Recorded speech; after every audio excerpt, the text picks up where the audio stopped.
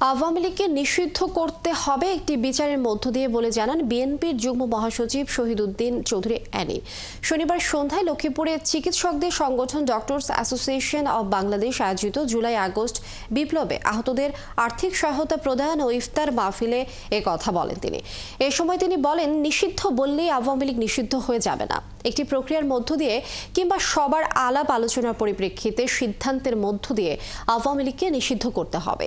অনুষ্ঠানে July August বিপ্লবের ২৫ জন আহতকে doctors অ্যাসোসিয়েশনের অব বাংলাদেশের পক্ষ থেকে আর্থিক সহায়তা প্রদান করা হয়। এর আগে শহরের পুরাতন গোহাচা রোডে ওলামা দলে নবগঠিত কমিটির পরিচিতি সভায় যান তিনি। সেখানে সেনাপ্রধানের ভাবমূর্তি ক্ষুণ্ণ জাতির জন্য ভালো হবে না বলেও জানান তিনি।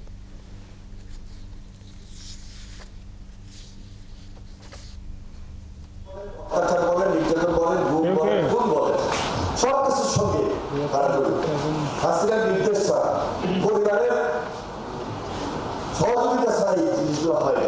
আওয়ামী লীগ নিষিদ্ধ করলে একটা প্রক্রিয়ার মধ্যে দিয়ে নিষিদ্ধ করতে হবে। বিচারের পক্ষে হতে পারে, আইন